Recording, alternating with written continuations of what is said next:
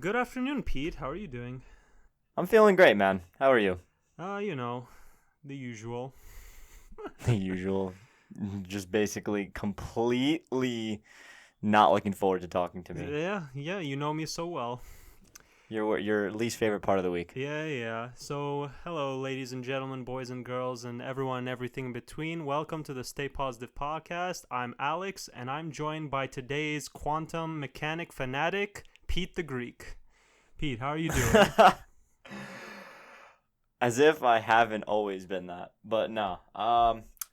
I stumbled upon, well, I didn't stumble upon this, but I've always been interested in physics, and I really took a huge interest in quantum computers for a long time. I mean, maybe like 2 years ago. I think just about 2 years ago. All right. And ever since then, dude, I've just been, like I said, just fascinated.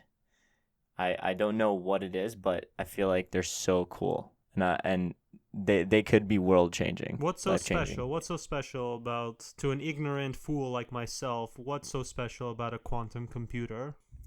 Well, they're just completely different than our normal computers. If I were to show you a picture of a quantum computer, as opposed to the thing that you have recording our podcast right now, it's just totally different. It's a little bigger? Yeah, just a bit. Slightly. No, it very much looks like just a chandelier of superconducting materials. What is it? Literally, that's the best way to describe it. It's imagine a chandelier with a lot of inductors, a lot of wires, and it just doesn't look like a computer. It's a chandelier. What's it good for? Was it a... What's it good for? It's a table weight? Well... What is it? Yeah, it's pretty useless. No, I mean, there are certain things that people use quantum computers for, but you can't use them for everything because of the overwhelming complexity that it takes to actually make one of those, as well as to access them and use them. And so the problems that they're made to solve for us are incredibly hard problems. But I actually want to, let's go a little way simpler first, so that we can like kind of segue back into that, because that gets actually really, that's more like an application thing, and I just rather start with how this whole thing even works in general, because quantum computing is shifty as hell. All right, take the lead, maestro. Okay, so I don't know if I ever talked to you about this. We might have talked about it briefly on a previous episode, but you remember quantum superposition and quantum entanglement? Have I ever mentioned those things? Quantum entanglement we talked about when talking about teleportation. I don't remember quantum superposition. Okay, so that's a start. Basically, quantum superposition means, or rather what superposition means, is when you have an electron, or not an electron, an atom that has several different states. Like, I don't know if you remember this from chemistry, like high school chemistry, but every atom has several energy states, right? So that those electrons can move between each state.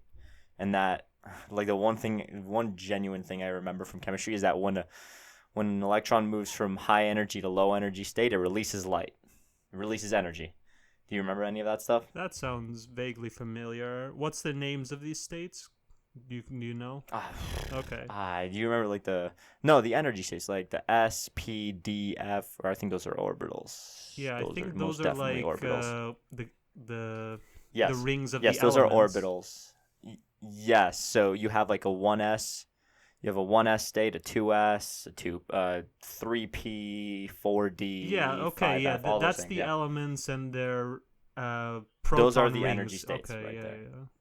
Protons. No, that's how it is.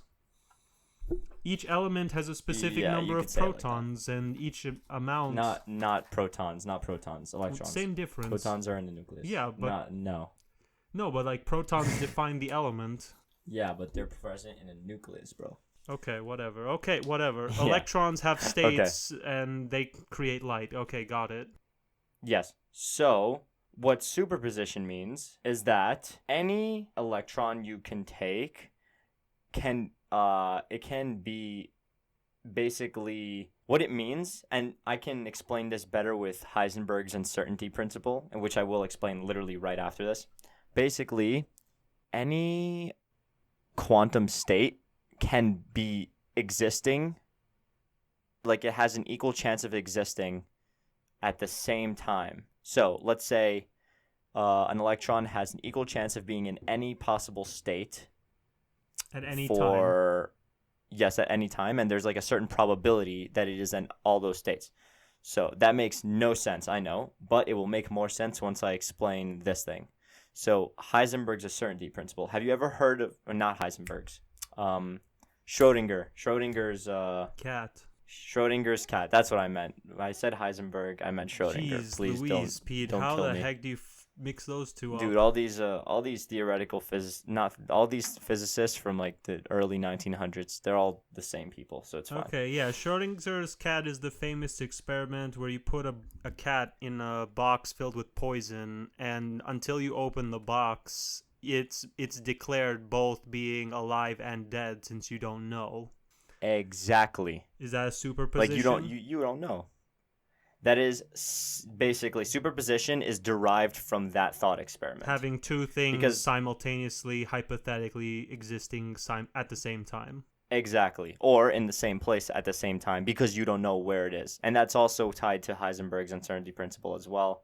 But that's more so what the orientation, while the superposition is position. Okay. So because of that, we can have qubits. These things are called qubits, quantum bits for long, qubits for short, which are basically the same thing, not the same thing as regular bits, but they are the quantum version of bits. So you remember bits from your CS days, right? You know how they work? Do I know how they work? No. I just know that they're like data, or they're like the value. Well, a bit, the size. Yeah.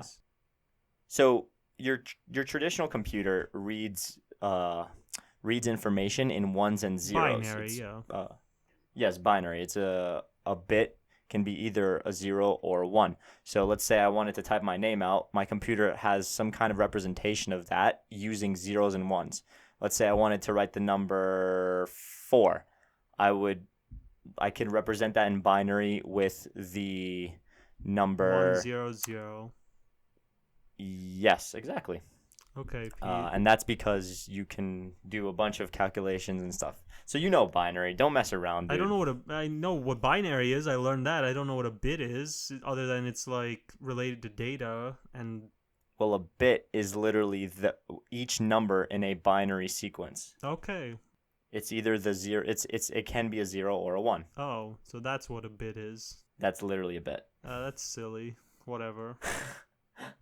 Like you've never heard of 8-bit or 32-bit? I did. I always thought that just referred to like the amount of storage, like the amount you can store.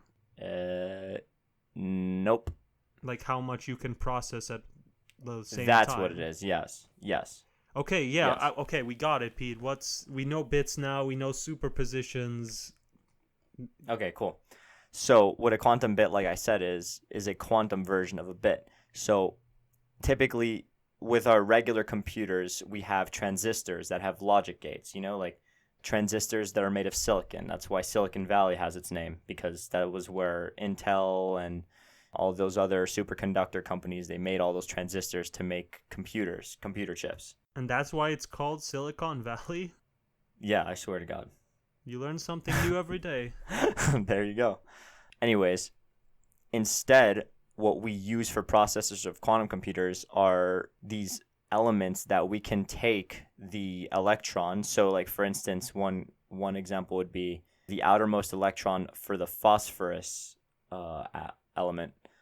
And we use that as a qubit rather than using transistors with logic gates from the element silicon. We can use the outermost electron from the element phosphorus, use that as a qubit, because what a qubit is it uses superposition of states. So it cannot be a 1 or a 0 deterministically. It can be both a 1 and 0 until we measure what it is. Okay. Do you need a second to process that?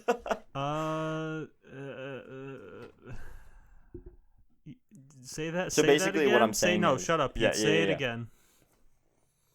Basically what I'm saying is a qubit can be both a 1 and a 0 at the same time And that's until we measure it. useful? Just like Schrodinger's cat can be dead or And alive that's until we open the box. And how do you use that for calculation? Well, that is such an incredible question. Basically what it does is it allows you to add more and more qubits because we don't know what the actual state of them are. We can give more.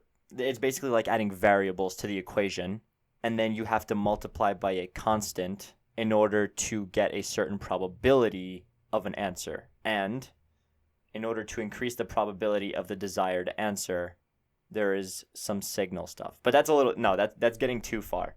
Basically, what I want you to focus on right now is that they can be 1 and 0 at the same time. Okay, sweet. Got me? Yeah, no, I got you. I'm with Okay. you, Pete. So yeah. Not really. So back to classical computing. Let's say we have 2 bits of information. We have four distinct possibilities for that, which is really only characterized by 2 numbers. We can have 0, 0, 0, 1, 1, 0, and 1, 1. Yes. That's 4 distinct numbers. Now, let's say we had a qubit, which, like I said before, can be a 0 or 1 at the same time. Let's say it could be like 65% chance of being a 0 and then 35% chance of being a 1. You don't know until you measure it. So because of that, like I said before, we need to multiply by a certain constant. You feel me? Okay, where do we get this constant? Or what is the constant? It's just like, I don't know, Greek letters, man. Cool. The constant itself doesn't necessarily matter. It's the fact that you have to multiply by a constant. Okay. So we have 4 distinct numbers, but only 2 numbers to represent those, right? The 0 and the 1, which are already predetermined, correct? Yes. So that's what's really important here. We can get 4 distinct numbers from 2 numbers only, right? But with quantum computers, because you need to multiply by that constant, we had those 4 different pairs. We need to multiply by 4 different constants. Okay. Okay? So that means that we need 4 different numbers, 4 different constants to get 4 numbers, or 4 possibilities, 4 possible answers. Okay. So because of that, we're able to increase the complexity of the problems that we can solve. How? Well, because everything is all still, like I said, it's up in the air until you measure it. So you can solve 4 problems in the span of 1? Yes, it gets exponentially faster the more bits you add to the equation. So, right, you know how the more bits you add to a classical computer, it's a square function. Yeah. So for quantum bits, for qubits, the more bits you add, it's an exponential function. It's 2 to the n. Ouch. That's going to get Yeah. big really fast. Exactly. So that means that the more, that is essentially the more quantum bits you have, the more complexity in the calculation, or the more complexity required of your computer. It's also like its best feature is its greatest weakness, or like its greatest strength is its greatest weakness. Because of the added complexity, the more qubits you have, the more hard it is to keep it stable. Because, like these things, they exist in like super, super cold chambers, like cryo chambers close to the 0 Kelvin, Yeah, which is sub-zero. like negative 270 degrees Celsius plus. Yeah, this is or to make it minus. superconductive, so it calculates things really fast. Exactly. And because of that, they need to keep it extremely unperturbed, really like isolated, or else, like the smallest little change or like anything that can that can alter the state of the machine could screw a calculation completely. Like it needs to be perfect. And that's just by virtue of the tech being not as developed right now. Okay, so when I build my own supercomputer, a quantum computer, I need to put it in my fridge just to be safe. Yes, essentially. Okay, all right, I'm So, ready. yeah. So basically, build yourself one of those, put it in the freezer, and then you can calculate how fast it would take an apple to fly to the moon. Sweet. In like less than a second. One of life's biggest mysteries. Yeah. So, like I said, the more qubits you add, the more complicated the system becomes, but also the more calculations you can do in a shorter period of time. Okay. You understand? Yeah. Because like I said, the increase in qubits gives more possibilities, which allows you to have more complex calculations done. Okay. Because less bits.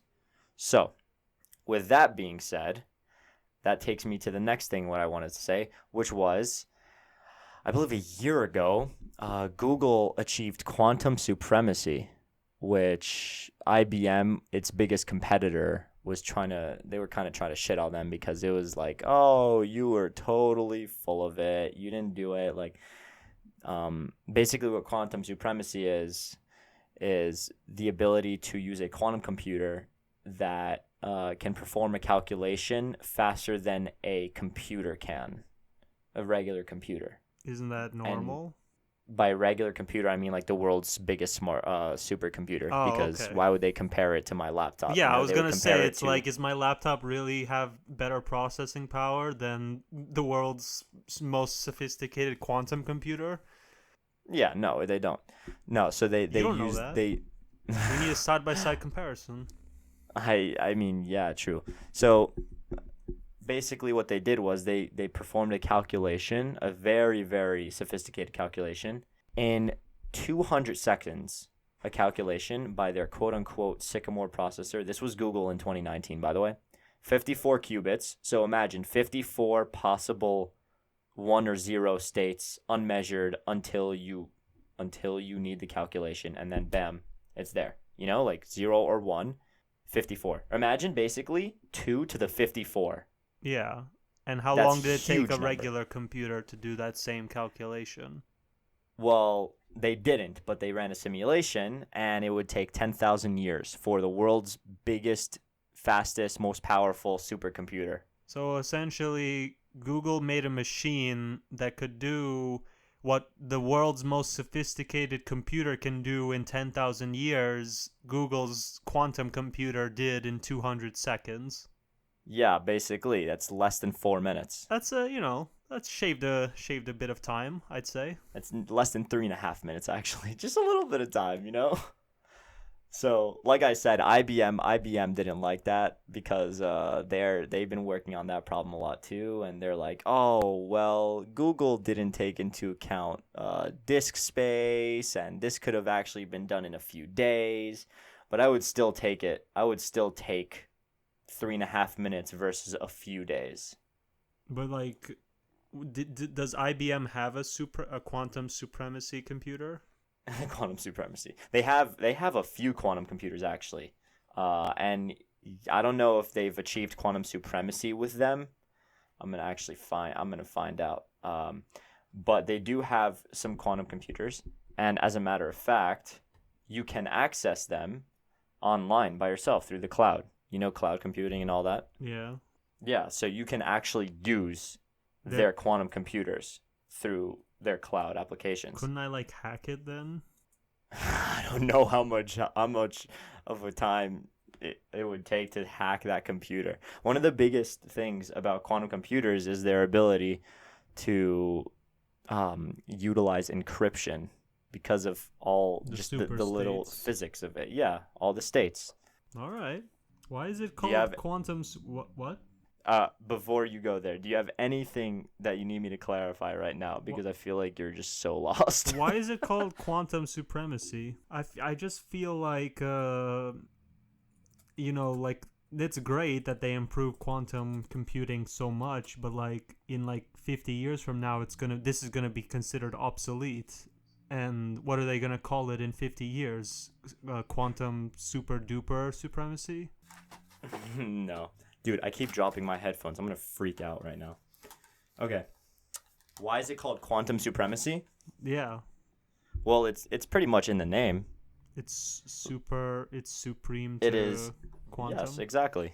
Yeah, it is surpassed the capabilities of a regular classical computer. Are you sure they didn't just, put a Supreme T-shirt on the quantum computer and say, boom, Quantum Supreme, got him. I hate you. I hate your dad jokes. It I hate them relates, with Pete. a passion. It relates to our previous guest. Our previous guest. Shout out We to should Ronak. ask Ronak, bring Ronak back and talk about Supreme computers with Supreme stickers. Yeah, we'll just say quantum supremacy. Funny enough, you know that mine has one on it also. Your laptop? Yeah, I have a Supreme sticker on it. Yeah, I know, Pete. That's why I lost respect for you long ago. Okay, so back to it. IBM has not achieved quantum supremacy, so that's why they were so pissed at Google, or they probably Losers. just tried to.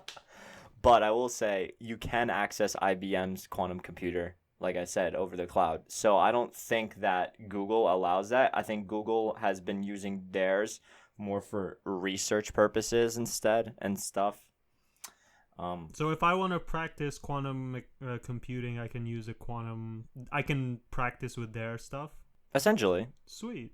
Dude, it's shifty. That stuff is super cool. I mean, like, the applications for it are through the roof as well. Does quantum computing and quantum mechanics have any relation to each other? It's like you didn't listen to a single word I said the last 20 minutes. I mean, we talked about quantum computing. I hate you. I hate you so much. Or is everything you've been talking about quantum mechanics? I hate you with a burning passion.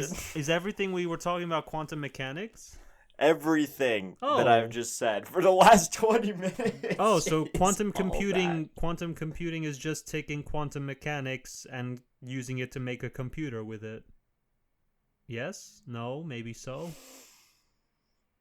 I'm staring at Alex with the most unbelievable death eyes on the planet. What's the difference? I thought the whole time you were talking about quantum computing. I was, man. It's the word quantum. Why is the word quantum in that phrase? Quantum just means counting, I think, in Latin or Greek or whichever language they stole it from. So it could be two completely separate things. I don't know. That's the worst possible reason you could have given me. Okay, no, Pete, am I right? Is quantum computing just quantum mechanics but for computers? Yes, Alex. Okay, yes. thank Yes. you. I'm not lost. Shut up. I hate you. I hate you.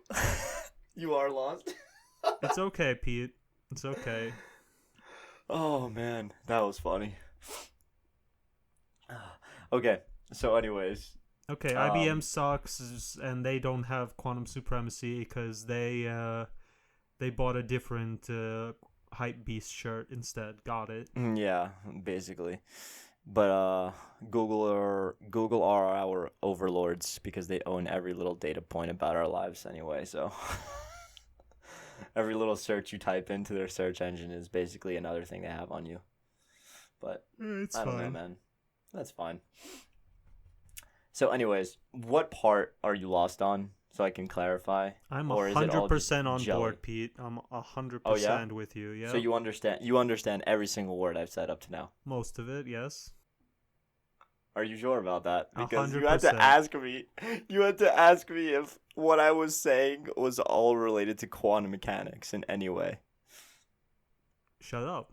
I'm with you. In all fairness, I just You thought you were clown. talking about quantum computing, and I was like, oh, okay, all this terminology just relates to computers, and that was that. Well, yeah.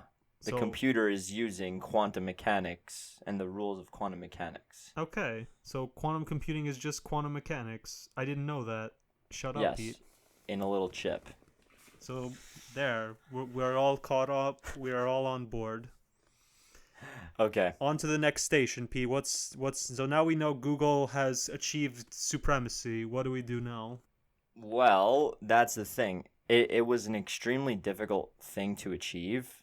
And, I mean, it probably took millions of dollars for them and hours of researchers just hammering down work and, like, running simulations, writing algorithms, all those things.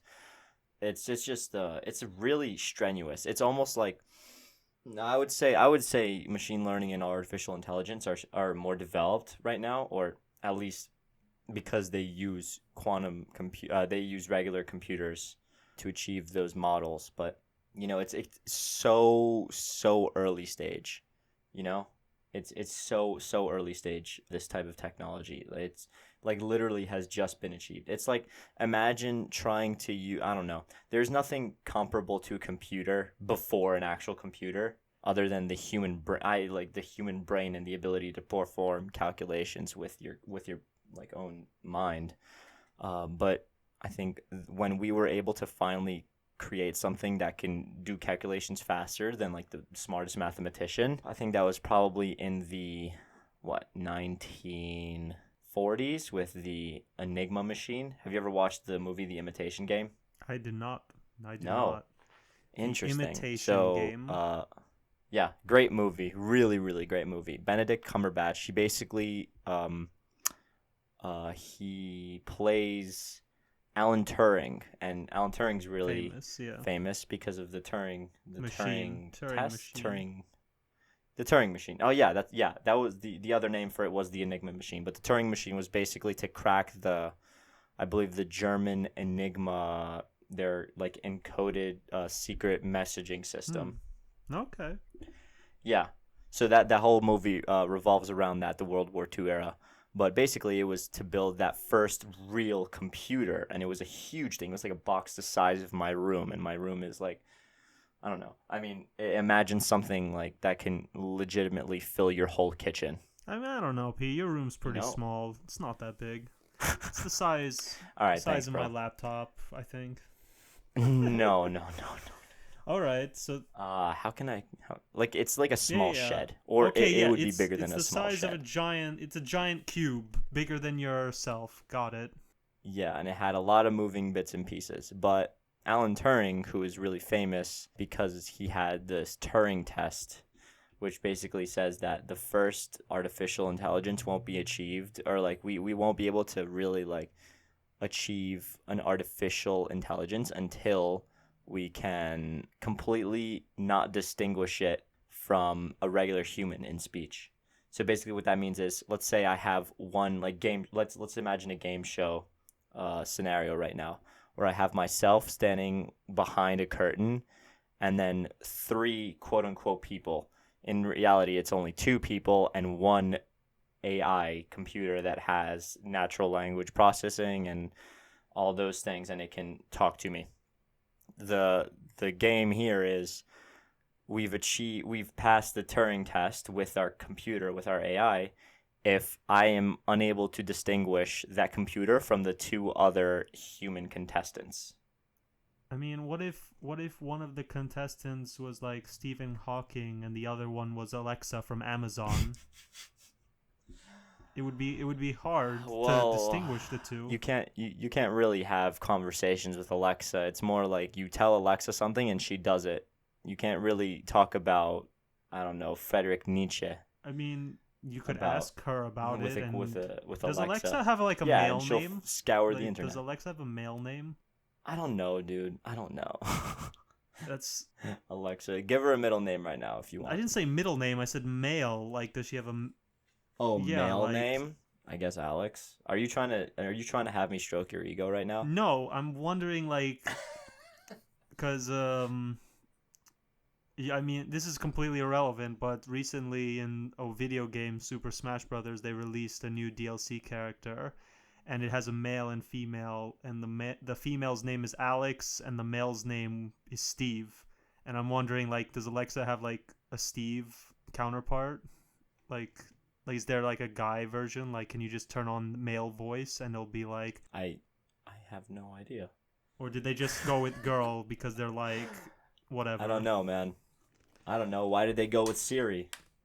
Because they're stupid. It's a stupid name. Why did they go with Cortana? Cortana is cool. Okay, so back to what we were talking about. Alan Turing was the first person that really made him a computer, like a sophisticated computer, and that thing was enormous, just like today's quantum computers are. We didn't really get to a point until that we can utilize computers that could legitimately be, I don't want to even say mass produced, but used by the general public until 60 years later, or 50 years later, the 90s. That's when the real like PC like revolution began. Like, because Apple and Microsoft, they tried to really make it happen, but they were super expensive. Like the Macintosh 1 or the Apple 2, I don't remember those names, but like all in the 80s, all those PCs, they were so expensive and nobody wanted to buy them. But then, like Apple and Microsoft started incorporating less expensive parts, and Intel became a huge conglomerate because they were manufacturing the chips. And so we were able to have computers a lot easier and a lot cheaper because of that. So now you can get a computer. I mean, your phone is a computer essentially. I mean, we got someone to the moon with the processing power of what people take for granted today, which is their iPhone. Yeah, that's true. It's totally true. Like in 1969, Buzz Aldrin, Neil Armstrong, all those fine chaps, they got to the moon with basically what your iPhone can do nowadays. So do not take it for granted, Alex. I'm telling you, it's an amazing place where we are today. Okay, so I'll create my winning Nobel Prize app, Rocket to the Moon, with my iPhone. Yeah. So my point is, where we are right now is like where Alan Turing was in the 40s with quantum. We are there, except with quantum computers. So I don't really. We just started, essentially. We just started, man. It's like it is so in its infancy, and we barely understand how this like could even look like.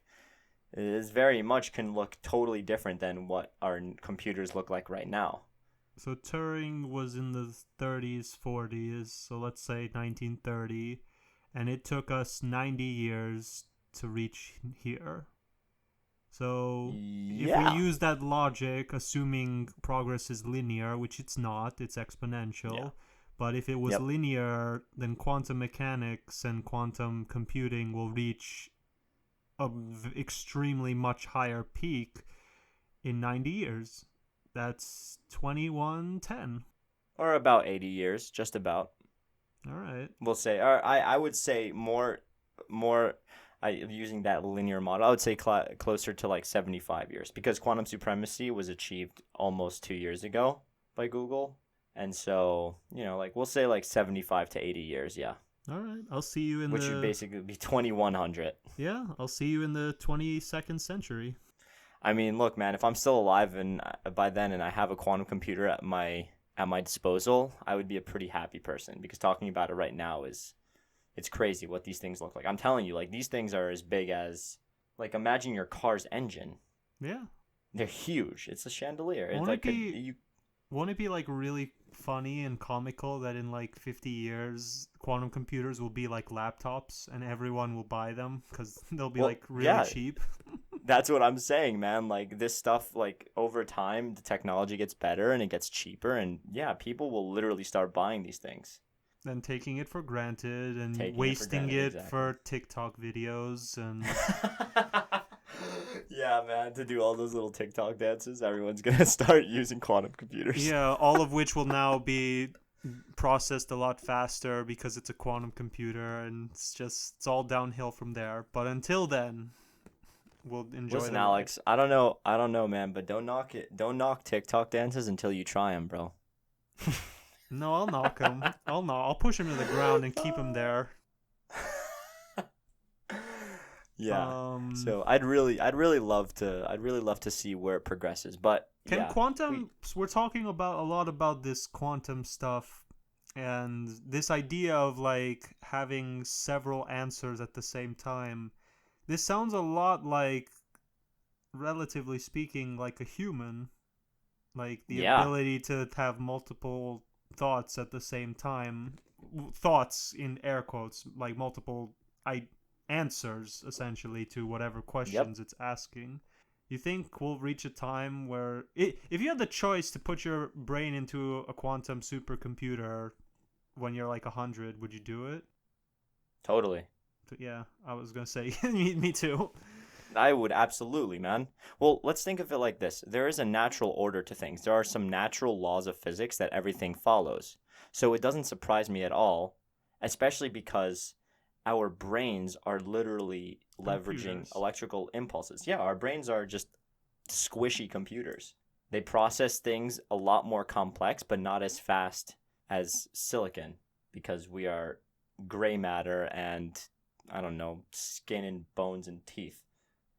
But Yeah, silicon is basically the more sophisticated carbon, which we're yeah, made of. you could say it is. I mean, it's just that it's a lot more conductive to electricity and it has thermal conductive property. But anyways, we're not like we're not the perfect material for electricity to travel through, especially because when you get struck by lightning, you don't really survive most of the time. Some people do. Yeah, sure. Benjamin Franklin. He didn't. That's right. He had that key and kite and stuff. Yeah, he thought one step ahead. Yeah. So I would totally put my brain on it. And that's why, yeah, I mean, it makes sense, like I said, that this stuff acts in a similar way because physics doesn't change no matter the medium. All right, well, like the laws that it operates by doesn't change. It's just that the results you get do. Okay. All right. Tangent aside, so we were talking about Alan Turing. What were you going to say? What's the next? No. I already mentioned to you, basically. It's just that where we are with quantum computing now, I was trying to Oh, okay. You're explain. trying to contextualize where we are with it. Yeah. All right.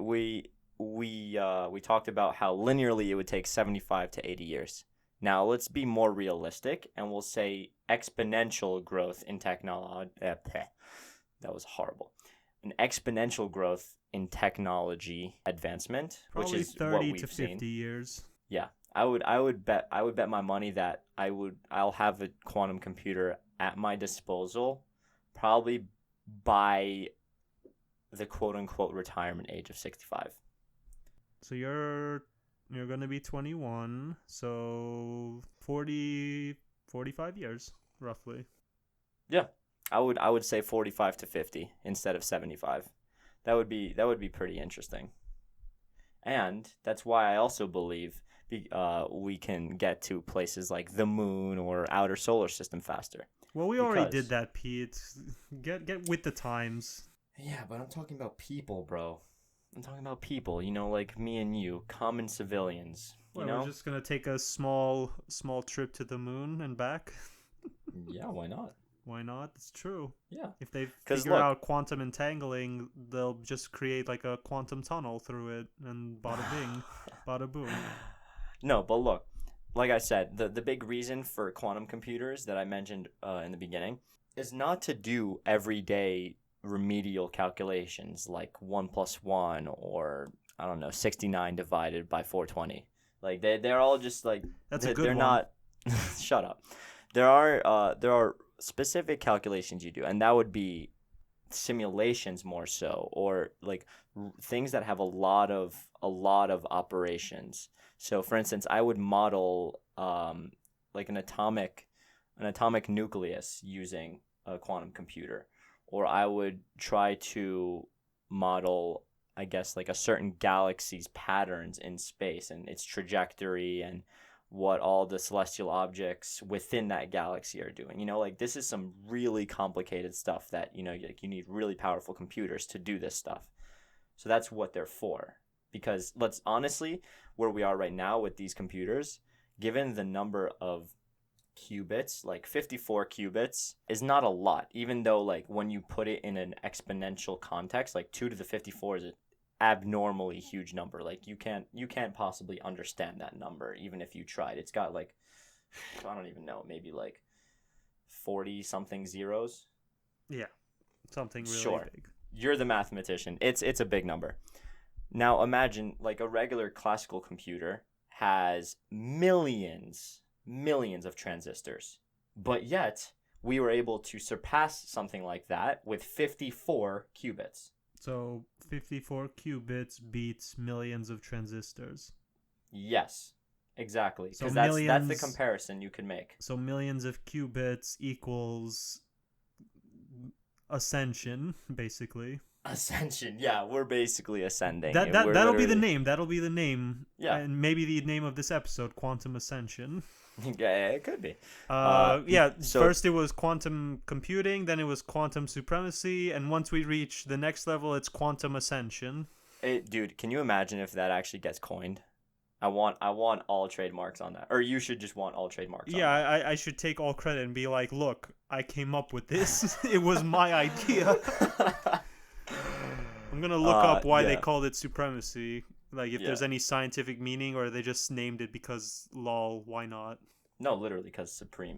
Yeah, so the next step obviously is ascension. Yeah. So the big problem that we cannot use a quantum computer with 54 qubits to do remedial tasks is because of the problem of fault tolerance. What does that mean? Are you familiar with fault tolerance? It's basically the ability of computers to check themselves when making errors. It's like an intrinsic value, or an intrinsic property that computers have, that let's say they do a calculation and it's wrong, they're able to error correct just because of the nature of logic gates. Because our transistors right now, they use logic gates like the AND, the OR, the NAND, the NOR, all those things. Okay. Yeah, but they have fault tolerance because of the insane amount of transistors that exist inside them. Okay. Like, I mean, if computers right now weren't fault tolerant, then if you typed in 4 plus 4, you could probably get 9, for instance. So if I gave a quantum computer the task of solving 2 plus 2, it wouldn't do it? No, it would, but its chances of getting it wrong are higher than you would like it to be, and it would probably take a lot more time than your regular calculator on your phone. So in other words, quantum computing, when compared to regular computing, there's a small period in like the simpler problems where traditional computing is superior. It's only when things get exponentially tougher that quantum computing starts becoming more viable.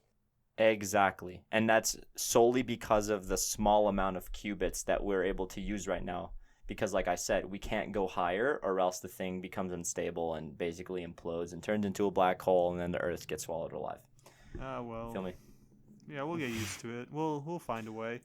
But so that means traditional computing will always have a home. No, it'll never go away. Not always, in my opinion. I mean, I don't know. I'm not a PhD researcher or anything, but I've studied this stuff a lot to say that it very much quantum computing will take over once we're able to create fault tolerant systems with huge amount of qubits that can give us answers in a fraction of the time that a normal computer would, which like right now is so hard for us to even process, because you type in 2 plus 2 and your phone will give you 4 immediately. There's like no latency or anything unless your phone's like an iPhone 2, right? That's like, not real, Pete. There's no such thing.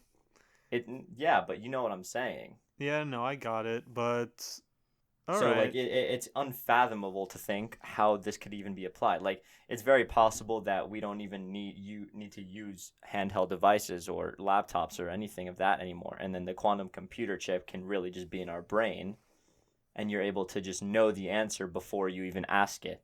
If you put a quantum computing chip in your brain, would people stop being stupid for like a few seconds? I'm not even joking. Like, would people like get over their ego and be like, "Whoa, the world, I get it now"? Dude, I don't know. Would that be the secret to world peace?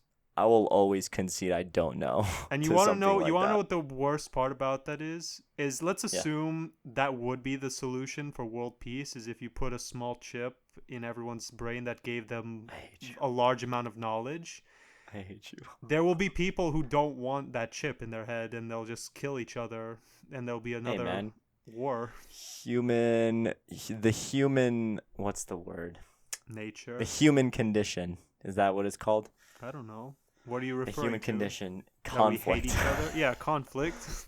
Conflict, the never-ending conflict, or insatiable need for conflict.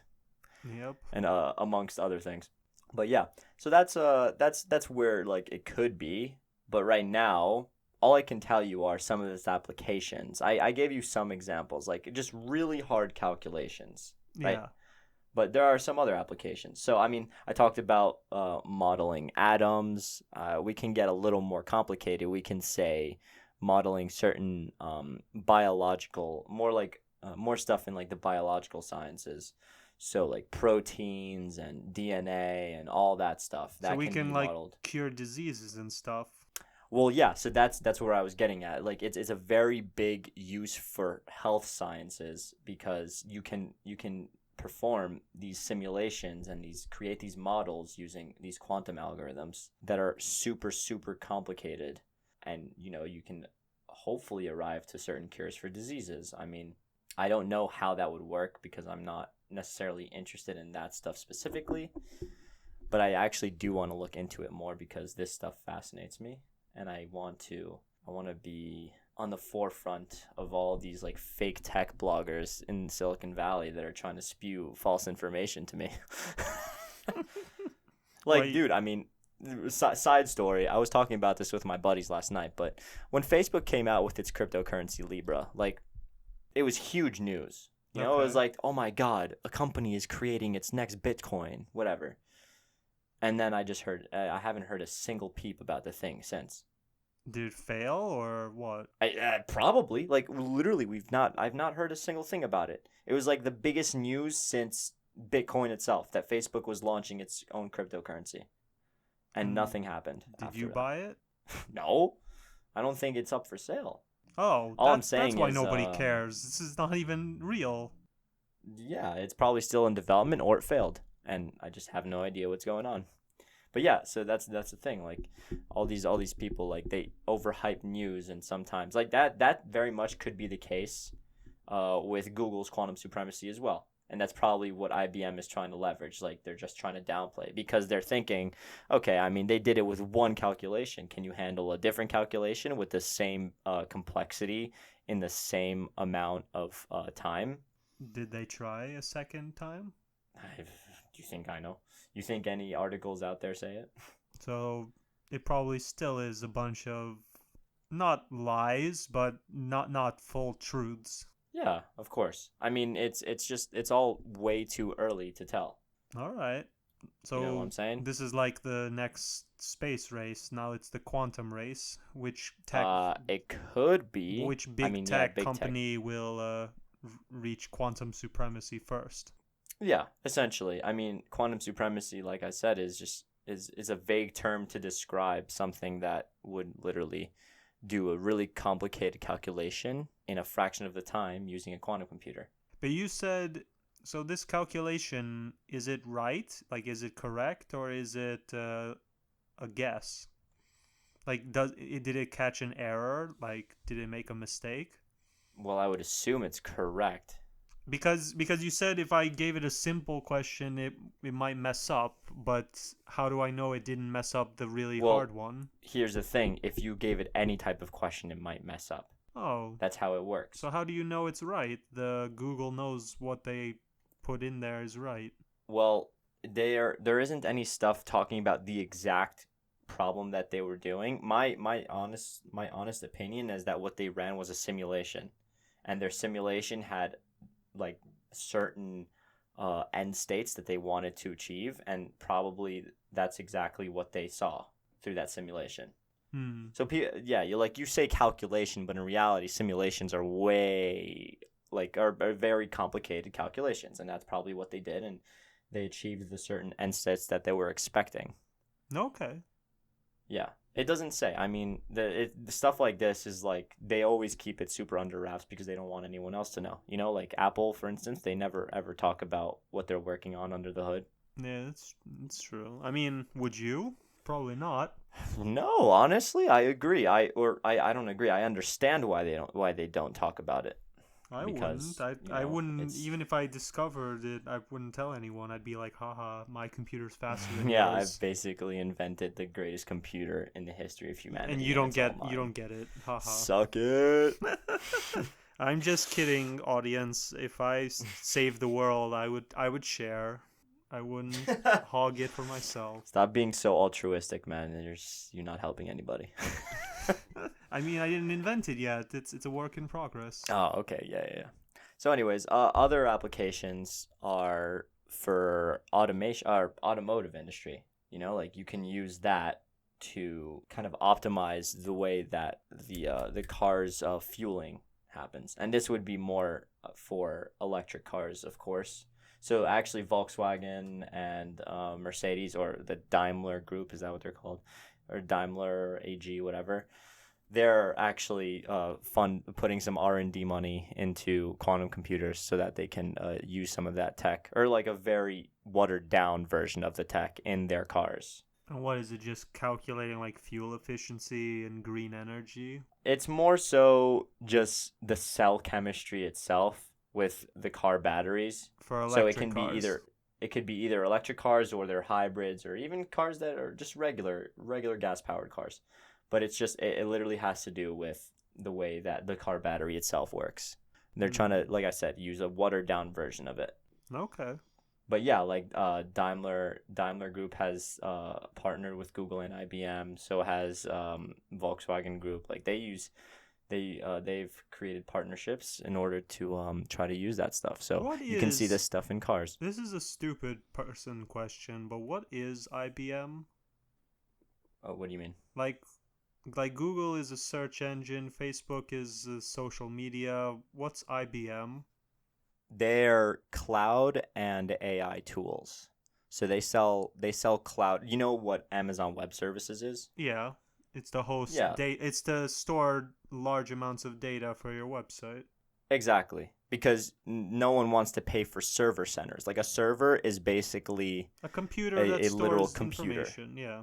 Yeah, or can do calculations. And typically, before we had cloud computing, there were like huge data centers companies would have to own Server and operate, farms. and yeah, or data farms, you would say. Yeah, like that's how companies would do all their calculations, and back end I guess like functionality would rely on those quote unquote computers in their warehouses. But now cloud computing has allowed all that stuff to occur online.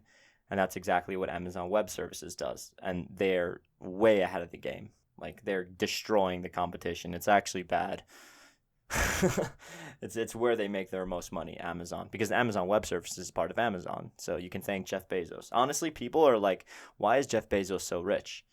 And it's literally because of AWS. Because he owns the internet. That's why. he owns the internet, bro. He owns a fraction does. of the internet. Google owns some of it. Facebook owns a small portion of it, and Amazon owns the rest of it. That's basically how to get rich nowadays. If you own the internet, if you own how people use the internet, and that's what Jeff Bezos has done. So, anyways, IBM does that stuff, and they're more in the research. They're more in the R&D game. So like, if you do research, how is it getting funded? Like, what do they sell to people that makes them money? Like I said, they sell cloud computing. They have their own platforms as a service, infrastructure as a service, software as a service is for their AI tools. So stuff that could be used in companies that, needs optimization, basically. Because that's what AI is at its point right now. It's all optimization tools. Things, how you can make something just way better, like to make it more useful or something like that. It's not like, a little robot friend that can talk to you when you're bored.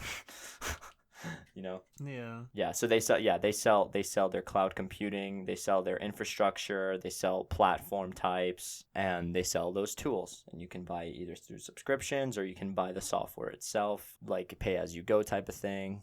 And that's how it goes. Yeah. All right. And then the other stuff they get through grants, because that's how it works. Like, you get grants from National Science Foundation, you get awards and fellowships and everything, and a lot of those things go to IBM, and they hammer R&D. So, all right. That's how they're able to develop quantum computers. They have 3 right now. When I get a degree in artificial intelligence, I should go to IBM or Google? You could, yeah. Because Google and IBM are 2 of the biggest AI companies right now. Amazon is actually really big into AI right now as well. Amazon and Google, obviously. They're great and horrible at the same time. They own us, dude. No, not even that. Like Amazon tried to enter the video game market, and so did Google, like this year. and they both failed miserably because they're so out of touch with reality. They live in their bubble, and that's their life. There is no outside. It's just inside. I mean, You know? it's just business strategy. They're trying to figure out ways to diversify their products so that they can just make more money in different markets. Yeah, It's but called Pete, horizontal, you could say. What's it called? Horizontal. I can't think of another word, but you get it. They're spreading out horizontally. expansion. Yes, exactly. That's the word. Okay. Well, you know what I call it, Pete? I call it failure. That's what I call call it it. monopolization. No, I call it failure because no one bought any of those things. Like Amazon was like, you're "Hey not guys, we made like 3 games and it's really cool and it's really and it's Amazon. We're making it, so you know it's good." And then they made it and nobody played it. Like zero, less than 1,000 people played the game. When did this turn into shit on Amazon? Shit on all the big tech companies? No, it's just like Conversation. they're like great. Like it's just because they're billion-dollar companies, they can afford to fail. You know what I'm saying? So like they can make bad decisions and still land on their feet. I mean, And You're I not mean it's wrong. good for them, but it's You're not also wrong. frustrating because it's like in other words, they're relatively immune to making mistakes. Like they can't make a mistake anymore essentially. Or rather they can make it and it doesn't affect them at all, you know? I mean, listen, I'm just jealous. they are That's it. global conglomerates. I talked about this really interesting thing yesterday with my friends as well, and how Facebook is launching an initiative to go and provide internet into Africa. Okay. Like, that's scary. Why is that scary? Well, because literally nobody is an ISP for Africa. ISP is Internet Service Provider. Oh, so in other words, Facebook is going to have a monopoly of Dude, internet in an entire continent. They have the whole sandbox to play with, man. It is untouched, unfettered, literally unrestricted access to a huge... dude, Africa is literally the biggest continent. Or like it's not the biggest continent. It's like it is an unbelievably huge. It's untouched. Yeah. Why did no one I wanna go to install Africa. internet in Africa? Or there has to Why? be internet because people There have is phones. internet, obviously, but it's not very well done. Are there Like there's very little access to it So why has no one else gone in there? because it costs a lot of money. If me and Facebook isn't the most rich out of the big tech companies. Yeah, but they definitely have a lot of talented people and they have a lot of resources. Why is dude, Facebook Facebook is sitting on a lot of successful? cash. Why is Facebook successful anymore? People love looking at other people's things socially, and like they look at everybody's like whatever. Yeah, but like they made better apps for that. So why like no one uses Facebook, or at least no one my age uses Facebook anymore. They all use True. everything else. I get it, right? They were the first. I know MySpace was first, but not really. Facebook was the first social media, and that made them a couple $1 billion, and that was great. But like this is 2020. It's like 15 years later. Is there really people using this app? I know it's not being used in China for obvious reasons, and I can't imagine any youth in America using it. So who's using it anymore? Dude, everybody uses Facebook-derived products. What does Or that not mean? Facebook-derived, but like Facebook-owned products. What's Like Instagram. Facebook owns Instagram. Facebook owns WhatsApp. Facebook owns Oh, Oculus. Facebook owns WhatsApp? Yeah, dude. They That's bought tragic. That's tragic. WhatsApp. Don't worry, it's encrypted. Or so they say. Pete, encrypted just means they sell it legally. That's all it means. Yeah, basically. It means all encrypted means is instead of getting our data leaked for free, they're selling it. Dude, when Mark Zuckerberg says that WhatsApp is encrypted and they can't read our conversations, it's like me asking a CIA agent, "Are you spying on the American people?" And him saying no. No. I'm just doing my job. I'm just doing my job, and I'm watching your every move. That's it. What do people do with know? this kind of data? Like, they use it for advertisement and that's it? Like, why is it valuable, this kind of data? It just helps them, quote unquote, sell their ads. So it's all That's advertisement. Facebook's business model. Yeah, it literally is. So They all sell this ads, data dude. is just for brainwashing purposes. Or they run ads. Yes. Ay. It's. Don't you love big tech? I mean, I do, but unfortunately, You do. Unfortunately, I know better. Like, I know what they're doing. Also. Oh man. No. I can't wait for Facebook to start owning their first quantum computers. Why can't you wait? I can wait. I'll wait 1,000 years for that. And Amazon. I mean, Google has their own already, so I mean, thanks a lot. Apple. Can you imagine when Apple starts creating quantum computer When Apple makes chips? their first, so what would they call it? So they have the iPhone, iPad, iMac. Why did they even call it Mac at all? Oh, Macintosh, right? What would they call a quantum Bravo. computer? IQ? iCube or iCube. Or no, iCube. because that was a Simpsons I like parody iCube better. where it's like they had the iCube, or yeah, Nah. and it was completely useless. But I like my idea better. IQ. IQ, yeah. Tim Cook, hire me as your head of marketing or your chief chief marketing officer. The IQ. All right, so so we call it Max. So you would call it Q's. My Q. Okay, we just lost it completely. No, No, I'm trying to think, like, what would they, because you know they're gonna do it, right? They freaking made something called iPencil, all right? They're gonna do something. Apple Pencil. So R.I.P. Steve Jobs, who literally never wanted them to introduce a pencil in their product line, and they did it after he died. And I feel like it's the biggest FU to him and his legacy ever. It pisses me off a little bit, not gonna lie, because he's a hero for a lot of people that are like interested in tech and like entrepreneurship and everything, you know. And then they just go and like completely tarnish one of his biggest his legacy. biggest parts of his legacy. Yeah, he wanted everybody to feel like he was low key one of the reasons why we are so addicted to our phones. Not gonna lie, Because of the iPhone, because he he basically wanted people to invented interface smartphone with your technology. iPhone. Yeah, I mean, not really, but he was the reason why the smartphone market just expanded so drastically. I mean, like his whole purpose was to basically have you interface with your iPhone, like, and interact with it in the most human way and like symbiotic way possible, and that is use your fingers, use your thumb, your fingers, just do stuff that is supernatural to you. Or like he created human behavior, like, you know, the touch typing and texting that we do like with two fingers. That's like not something that existed before iPhones. That's literally a human behavior that has been created because of iPhones. I mean, honestly, it's amazing. He revolutionized the world, and that's rare in the modern era to do that.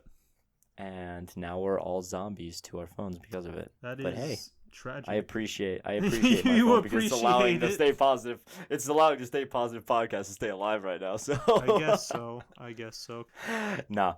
You know what? I really we went on a huge tangent from the biological sciences application of quantum computers. Well, you were talking. But I still have. Oh, you still have stuff to say? We talked about cars. Yeah, that was where we tangented off. Is you were talking about cars. Just tech applications, you know, like how big tech. But no, another application is finance. Now, who cares about finance? That's what happens when you major in economics. Listen, you can predict a lot of things, but then coronavirus happens, then there's a giant earthquake, then an asteroid hits the earth, you know, you can't predict everything. Nope. Oh, dude. Really, really quick side tangent. There was an earthquake off the coast of Massachusetts, like off the coast. I actually felt it. Are you alive? Yeah. I'm very much okay. I felt it. My building was shaking for a solid 10 seconds, and that's it. It wasn't bad. It was really, really, how do you say it? You felt it, but very small. Yeah, I I jokingly told my mother today because she asked me because she's the one that told me about this, and then I was like, oh, so that's why the building was shaking. That's why the 'Cause it was like building a fell. no, it was just a very small shake. But anyways, she's like, there was a little earthquake off the coast of Mass. Are you okay? Everything. I was like, yeah, I'm okay. Actually, it wasn't that bad. It reminds me of you when you walk around the house with purpose. The house starts shaking, Ay, and everyone can feel the impending storm about to hit. ay, ay, ay. Oh. I mean, as the saying goes, when mom ain't happy, ain't nobody happy. No. Yeah. So that's yeah. So Is anyways, Massachusetts on a tectonic plate on the borders? I don't think so. Then what caused the earthquake? I don't know. Tectonic plate shifts. No, but the earthquakes happen where they're intersecting with each other. So if Massachusetts isn't on the border, why did it happen? I genuinely don't know, man. Whatever. look into Okay, it. so what were we talking about? I was telling you the finance Oh, fine. Yeah, application. nobody cares about finance. Well, there's one way that it can be used, and actually Keegan, you remember Keegan? I One of my do. buddies, Keegan. Game the stock market. He's doing a project right now that is gonna use IBM's cloud quantum computer, because like I said, you can access it over the cloud, basically over the internet, and he wants to use that to do a little finance stuff. I'm not gonna say exactly what it is out of respect for his project, and hopefully it goes well. Shouts out to you, Keegs. But essentially, you could very much mirror or simulate a bunch of words, English, stock market activity using quantum computers, because quantum mechanics are based on probability and a lot of probability theory. And one big thing in economics is probability theory, as you might know. And like one thing that always shows up is the covariance matrix, which, for instance, which is a huge part of probability theory.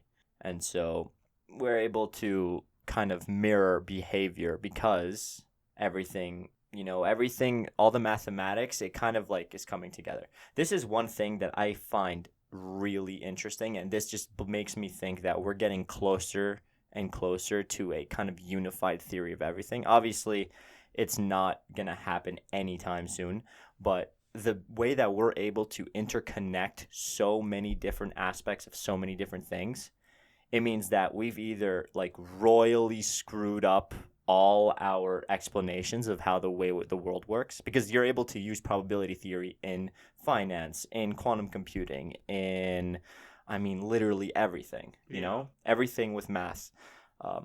Yeah. Like we've either just royally screwed ourselves in our explanation of the way the world works, or we're getting closer to figuring out how everything truly works. That's pretty profound. That's actually kind of crazy when you think about it. What do you mean we messed up how the world works? How we think the world works? Well, we think that everything is like Random? no, not random. We think that everything works this way, and the rules that we've set, they technically work. But in reality, they could be totally wrong. And it just so happens that the problems that we're solving using the rules and constraints that we've set are just not complicated enough to completely destroy all those rules and constraints. So we were right for the time being. We're right for now until we find more problems that can destroy those things. I mean, why do you gotta live your life searching for problems, Pete? Can't you just like take a moment to like sit back and relax? I'm sorry, man. I'm the type of person that's always searching Searching for the next for thing. answers. I'm too intense, Alex. I'm sorry. But you know what we don't have to search for, Pete? You want to hit us? You want to hit him with it right now? In life, there's one thing you never gotta search for, audience, and that is always positivity. Stay positive. Yes. Stay positive, people. We love you. Have a good day.